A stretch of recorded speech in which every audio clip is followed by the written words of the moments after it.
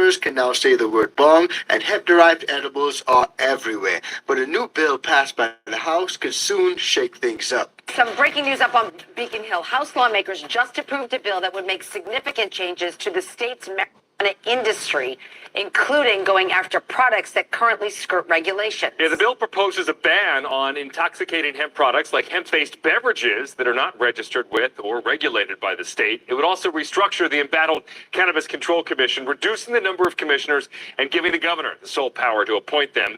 Finally, it would increase the number of licenses any individual or business can hold from 3 right now to 6.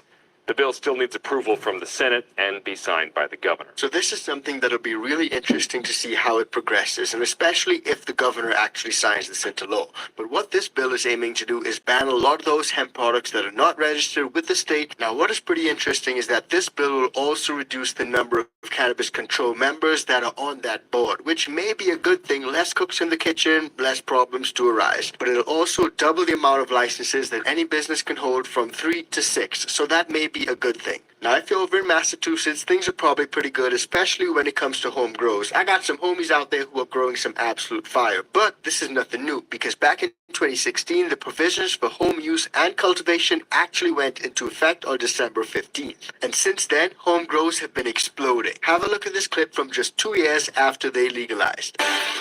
Well, tonight, sales are on hold, and now word that more changes could be coming to legalize marijuana in Massachusetts. The Senate president says the legislature will consider a higher tax rate on marijuana sales, as well as reducing the number of plants per household. Right now, it's legal to have 12 plants in your home. The governor has already delayed the opening of pot shops in our state by 6 months. That means the opening of 12 is actually a nice number, but out of that 12, what are they going to say beyond that? Well, you can only have 12 plants total, or is that 12 in flower? You see what I'm saying? Because that's how they play it here. You know, you can only have 6 in flower, and that's how they have it worded. And so anything else, as long as it's not flowering, you can keep whatever else in your house that you would want to keep. But hey, when we come through and check, it better only be 6 in flower, right? Shouts out to them not having people come through checking at the current situation, but you know how that be. One of these days, I'll get that part of the business up and running. legal pot shops here is at Well, good to see you, Six Bows. How you doing? Y'all know to go check out Six Bows. She was recently out doing something because you know she be going live, and we appreciate that. at least a year and a half away. Some people, though, are finding a way to get it by growing it themselves. Yeah, that became legal last month. You can do it at your house, and many stores specializing in indoor gardening are booming right now. This here is an environment for growing plants. Talking about booming with the indoor gardening culture. See, this is exactly why I got in the field, because we got to keep it real. Shout out to wet plantings. You know, 2025, we keeping them wet somewhere. Hey, you dig?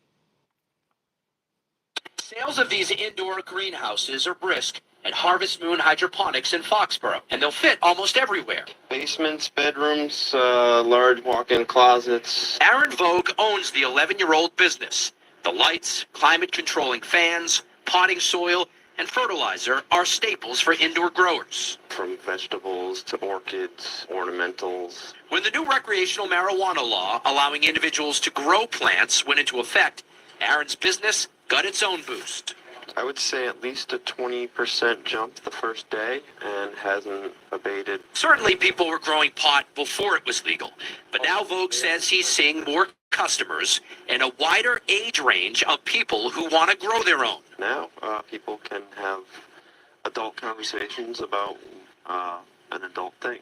But nothing is certain. Since marijuana is still illegal at the federal level, the incoming Trump administration could crack down on state laws. I would hope that Mr. Trump and his cabinet stand by their... You knowing damn well Trump ain't gonna say nothing about cannabis. Come on now, let's go back to 2018 and express why people are so pissed off about hemp currently.